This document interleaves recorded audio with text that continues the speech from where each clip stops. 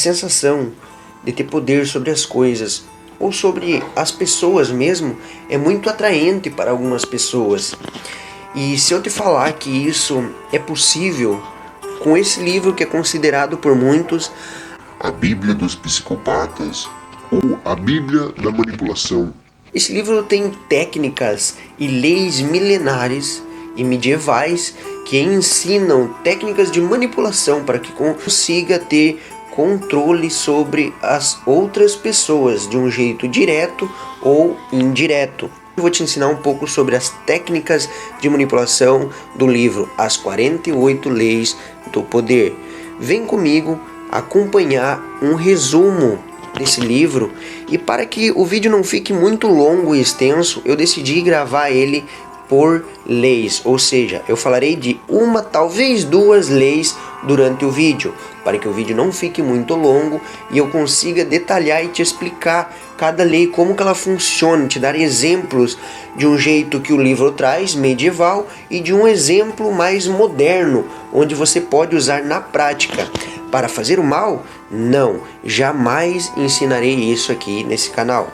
Mas para que você consiga identificar manipuladores, para que você consiga melhorar suas técnicas de negociações, porque é importante no mundo de hoje que você aprenda a negociar, a conquistar, a seduzir as pessoas para que gostem de você, para que se atraiam por você, para que negociem com você e nunca para fazer o mal. Então, aprenda essas técnicas de manipulação para fazer o mal? Não, mas para o bem. Primeira lei: não ofusque o brilho do mestre. Faça sempre que as pessoas acima de você se sintam confortavelmente superiores, querendo agradar ou impressionar. Não exagere exibindo seus próprios talentos, ou poderá conseguir o contrário. Inspirar medo e insegurança. Faça com que seus mestres pareçam mais brilhantes do que são na realidade. Eu vou trazer para você aqui um exemplo medieval, assim como essas leis trazem exemplos, e depois eu trarei um exemplo mais moderno para que você consiga entender de um jeito mais fácil, de um jeito mais da nossa linguagem de hoje. O que significa não ofuscar o brilho do mestre? Você tem que entender que isso se trata de um jogo de ego, mas não vence aquele que tem o ego maior, e sim aquele que faz com que o outro se sinta melhor.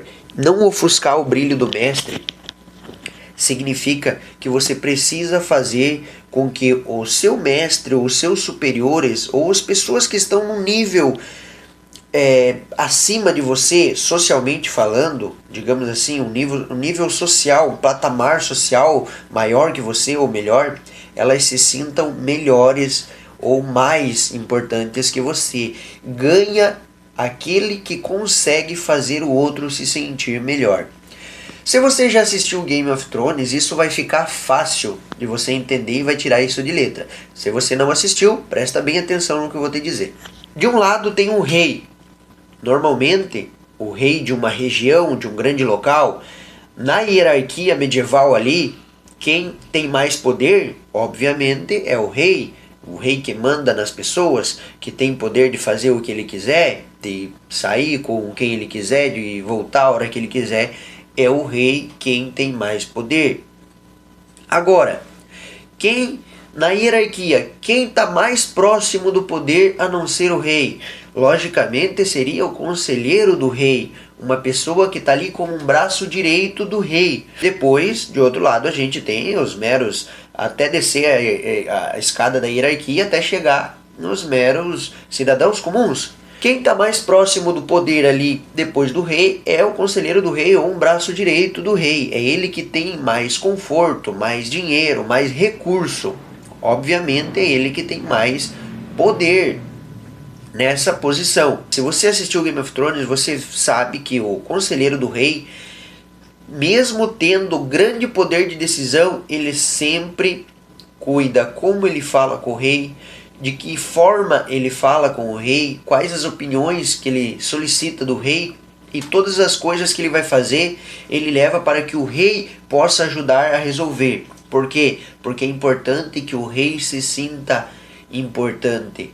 E não de um jeito só bajulado, puxa-saco, mas de um jeito com que ele massageie direto ou indiretamente o ego do rei, porque é mais fácil dele ter o conforto dele ter os recursos que ele tem, tratando o rei como rei e não competindo o ego com o rei. Se ele ofuscar o brilho do rei e fazer com que o brilho dele próprio seja maior, é obviamente que isso vai despertar rivalidade, um jogo de ego, um jogo de quem manda mais, e obviamente quem tem mais poder, o rei, vai eliminá-lo, tirá-lo, excluí-lo da jogada.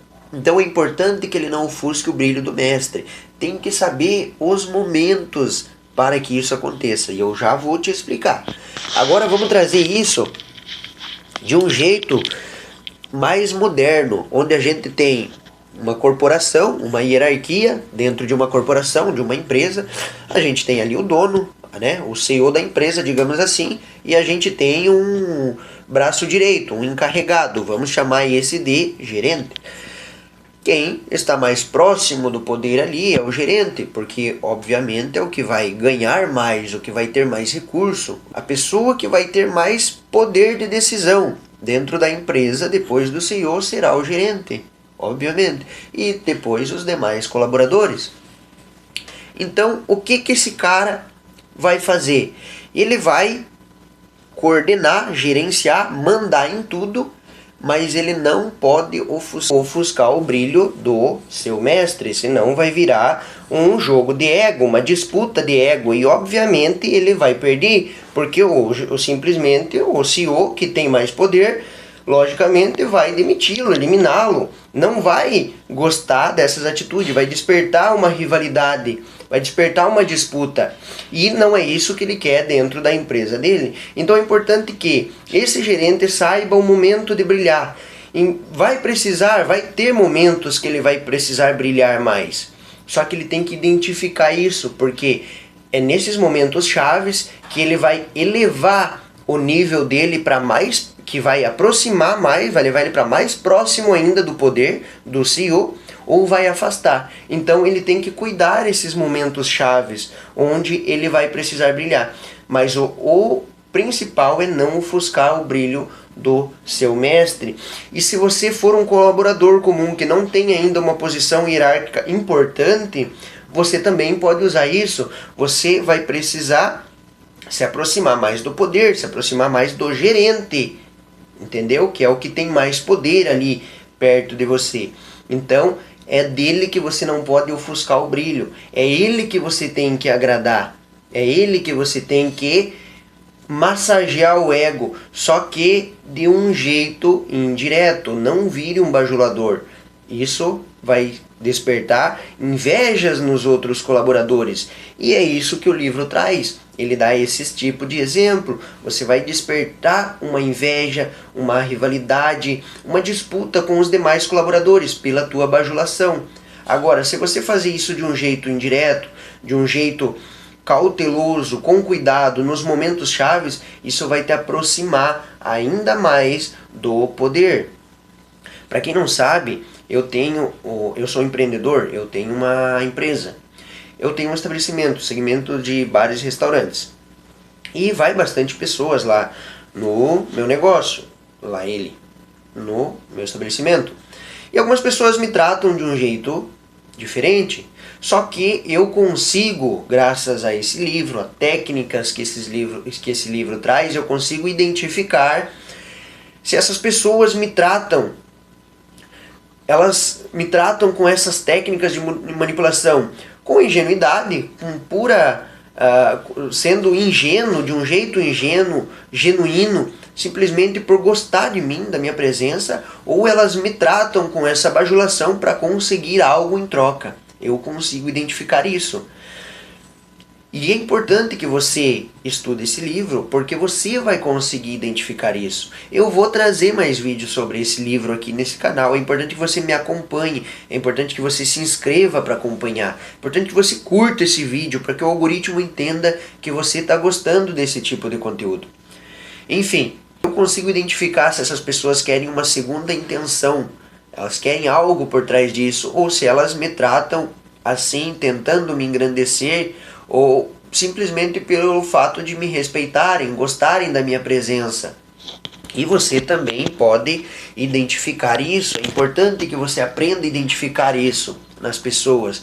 Se as pessoas estão querendo te manipular, se elas estão querendo algo em troca, ou se simplesmente elas gostam da tua presença.